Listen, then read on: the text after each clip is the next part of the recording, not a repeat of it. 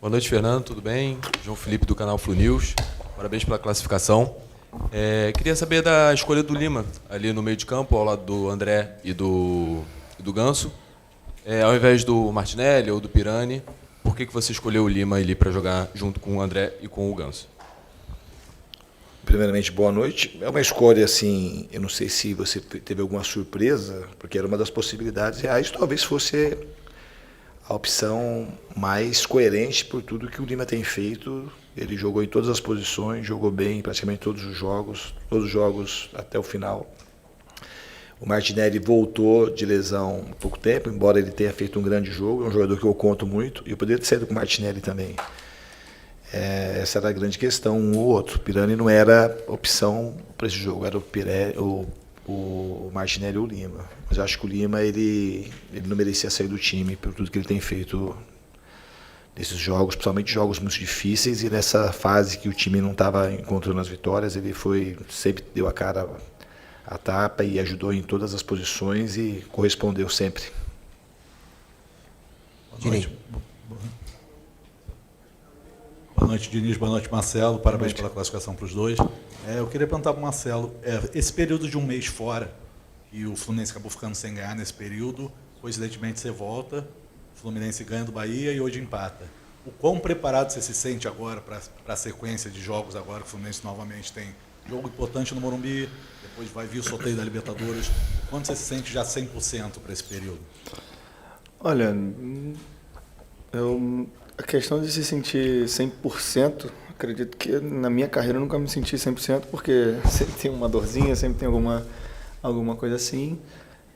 Tenho 35 anos também, mas me sinto confiante, que eu acho que é o mais importante. Tive um período fora, mas me dediquei ao máximo para voltar o mais rápido possível e fiz de tudo para poder voltar o mais rápido a jogar, a treinar, a me sentir importante. Mas agora acredito que a gente está melhorando, tem muita coisa para melhorar ainda, mas estamos bem com a gente. A gente está bem, como posso dizer, entre nós a gente sabe o que a gente tem que fazer, a gente sabe onde a gente pode melhorar, então, independente, por exemplo, do resultado hoje, a gente sabe que a gente tem melhorado bastante. Boa noite, Diniz. Boa noite, Marcelo. Minha pergunta é para o Fernando Diniz. A gente estava acompanhando a coletiva do Thiago Nunes e uma frase dele já foi repetida também pelo Sampaoli e também já foi repetida pelo Luiz Castro, que é: a gente forçou o Fluminense a jogar com bola longa porque eles não sabem fazer isso. Minha pergunta para você é: você acha que isso de fato tem sido um problema do Fluminense e condicionou um jogo mais enrolado no Maracanã? É difícil falar sobre a opinião dos outros. O Fluminense sabe jogar, tem uma preferência por sair com bola curta. E a gente sai com bola longa. Depois do segundo tempo, quando a gente viu que a gente não sai jogando curto para poder o adversário levar vantagem. Quando a gente viu que não estava conseguindo levar vantagem, a gente fez bolas longas, ganhamos a segunda bola e atacamos o Sport Cristal, e no campo deles a gente teve bastante soberania quando a gente estava com a posse no campo de ataque. O time precisava jogar das duas maneiras. A gente tem uma preferência por sair jogando curto. Hoje a gente já tinha indicação para a gente sair com bolas mais longas. Depois que deu uma parada, eu consegui orientar o time para fazer praticamente só bola longa. E a gente fez bolas longas no segundo tempo e levamos vantagem em muitos lances de bola longa. A gente tem uma preferência para sair jogando com bola curta. E outra coisa, assim, a gente, mesmo os times sabendo, talvez o Sport Cristal hoje teve uma surpresa de arriscar muito. Uma marcação, eles não tinham praticamente nada a perder, então eles tinham que arriscar. Eles arriscaram uma marcação alta, de uma maneira, um risco muito alto. E a gente talvez não estivesse tão preparado para isso, e um jogo bastante nervoso, a nossa chance de erro ali estava diminuída, e por isso que a gente não conseguiu, travou o jogo um pouco. A gente não jogou com o conforto que a gente gostaria. E a gente também não estava esperando que a marcação seria tão agressiva, como foi o primeiro jogo da Copa do Brasil, que o Flamengo marcou a gente muito forte. A gente também teve dificuldade. No segundo tempo o Flamengo marcou mais forte ainda, a gente não teve problema nenhum com a saída. Então, isso é uma coisa que depende muito de como você consegue construir o time para enfrentar os adversários. Então, eu admito que a gente não esperava uma marcação tão agressiva do Sport Cristal. Uma vez que eles tinham que arriscar tudo, principalmente depois que a gente fez 1-0, eles acabaram se atirando mais e que nos criou algumas dificuldades. Boa noite, Fernando. Boa noite, Marcelo. Caio, do Super Esporte. Fernando, queria saber de você, agora que praticamente o primeiro semestre já foi fechado, assim, com o final da fase de grupos, o balanço que você faz desse semestre até aqui, os pontos altos e pontos que você considerou mais baixos, e o que faltou hoje para o Fluminense sair com a vitória nesse jogo contra o Sporting Cristal. Eu acho que o saldo é bastante positivo. A gente tem uma conquista enorme, Campeonato Carioca. Campeonato Carioca, quando você vai numerar, são todos iguais. Mas a maneira como o Fluminense conquistou, ela vai ficar marcada para sempre. Os 4-1 em cima do maior rival. A gente classificou como líder da Libertadores, saiu da Copa do Brasil para o Flamengo, que tem um time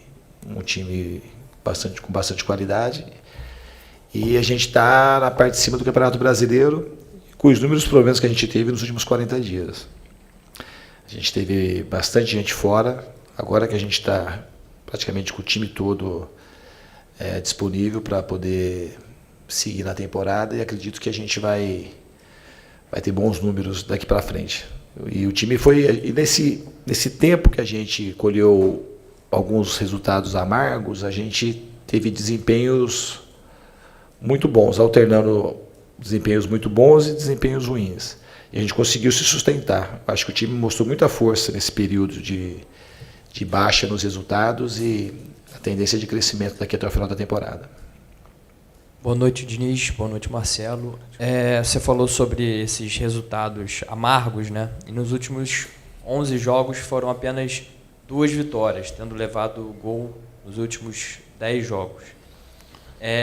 Eu queria... A queda, né? Os resultados ruins dizem por si só, mas eu queria saber de você se há também uma queda de desempenho. Você comentou sobre o desempenho, mas além dos resultados, da sequência negativa, para você, o que se deve a essa queda de desempenho também?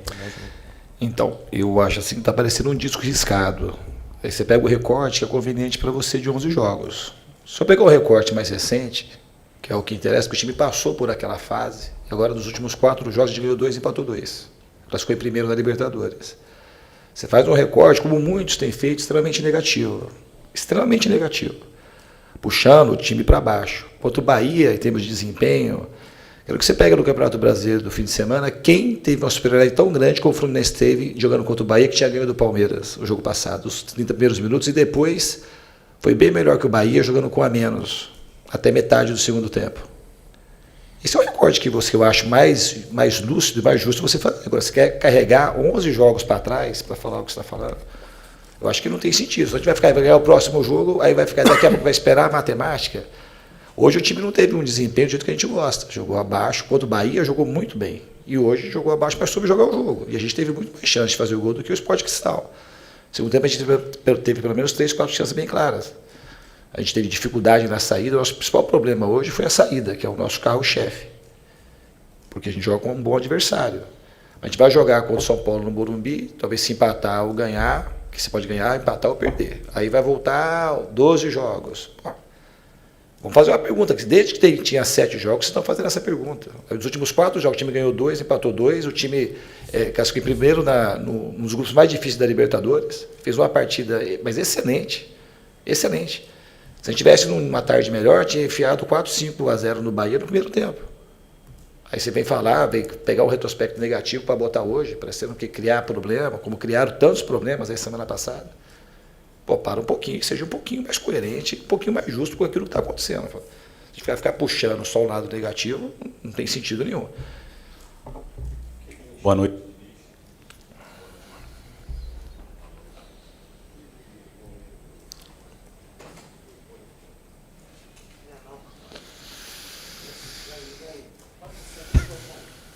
Boa noite, Diniz. Vou na frente aqui. Boa noite, Diniz. Marcelo, parabéns pela classificação. Primeiro para o Marcelo. Marcelo, você está disputando sua primeira Libertadores E o Fluminense, para muitos, caiu no grupo da morte. Eu queria que você fizesse uma avaliação dos adversários que você pega aqui, né, nessa Libertadores, até comparando com o que você pegou há 17 anos jogando na Europa. Como é que você vê esse nível dos times sul-americanos aqui? E para o Diniz, eu reparei no primeiro tempo, no segundo tempo, momentos que você chamou todo mundo assim na beira do campo para falar com o time, né, nesse período.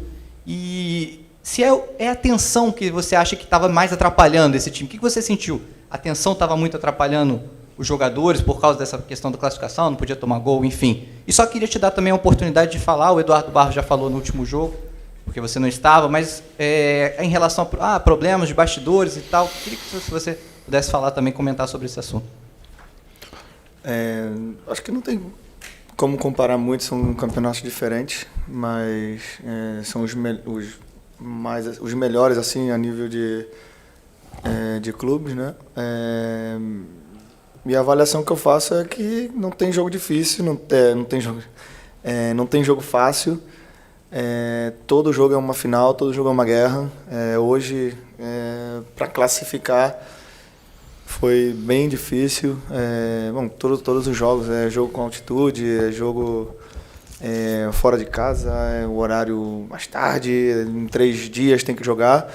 Eu acho que esse é o sabor gostoso que tem de jogar aqui. Estou muito feliz de poder disputar minha primeira Libertadores e estou com muita vontade, como se eu tivesse 18 anos. É claro que não tenho 18 anos, tenho 35, mas a vontade é a mesma quando eu comecei lá atrás no Fluminense. Em relação ao Thiago, a primeira pergunta, eu achei o jogo bastante nervoso para a gente.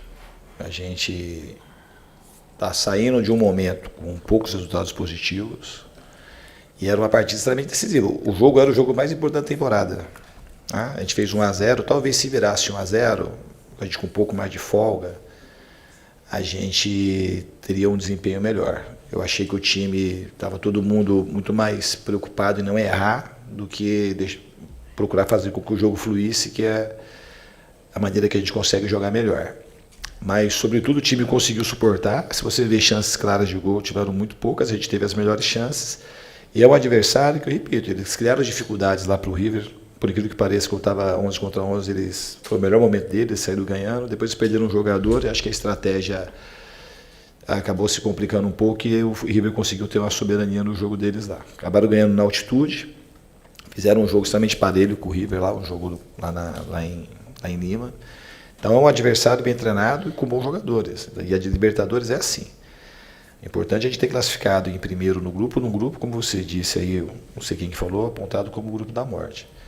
Em relação ao que aconteceu, essa grande boataria, para mim é uma coisa que eu luto a vida inteira para a gente, e vou continuar lutando enquanto eu estiver militando no futebol, porque a gente tenha mais respeito e coerência com as pessoas que estão dentro. De tudo que saiu, tem muita coisa assim que é mentira, absolutamente mentira. Por mais que tenham fontes, porque da fonte, como o Eduardo falou do telefone sem fio, eu acho que, falando a grosso modo, acredito que o jornalista tem fonte, quer fato, mas ele tem que investigar a verdade. E saiu muito pouca verdade daquilo que aconteceu semana passada. Então a gente pega os momentos que o resultado não está vindo, a gente fica muito mais preocupado em vender qualquer tipo de notícia do que apurar a verdade. Então achei que a verdade foi muito mal apurada, porque muito pouco verdade, porque eu estou aqui dentro. Então assim, um vai falando, cada um fala o que quer. Assim, então eu não, daquilo tinha assim, uma coisa que fica botando para fora, assim, o que a gente tem, o maior patrimônio que a gente tem é o torcedor. E o torcedor, vocês alimentam eles de informação. Mas tinha mais desinformação do que informação naquilo que saiu. Por mais que acha que está dando informação, como tem um monte que sai aqui no Fluminense, um monte de coisa, desde que eu estou aqui, que sai que não tem assim, conexão nenhuma com a realidade. E às vezes o jornalista fala uma coisa e outro jornalista fala outra completamente diferente do mesmo fato. Então isso não é bom para ninguém. Não é bom para ninguém. Eu tenho o maior respeito pelo trabalho de vocês, mas quando vocês têm esse tipo de atitude, vocês não respeitam quem está aqui desse lado. Porque tem muita coisa ali que não tinha condição nenhuma. Uma daquelas que saiu, que o Eduardo Barros foi cobrado pelo Paulo Angione. Assim, uma coisa feia, sabe? Coloco e são duas pessoas da minha grande intimidade. Sabe assim, mas passou longe. Uma coisa que eu nem me lembro, conheço o São Paulo Júnior há quase 30 anos, não me lembro do São Paulo Júnior chamar alguém para questionar esse tipo de coisa.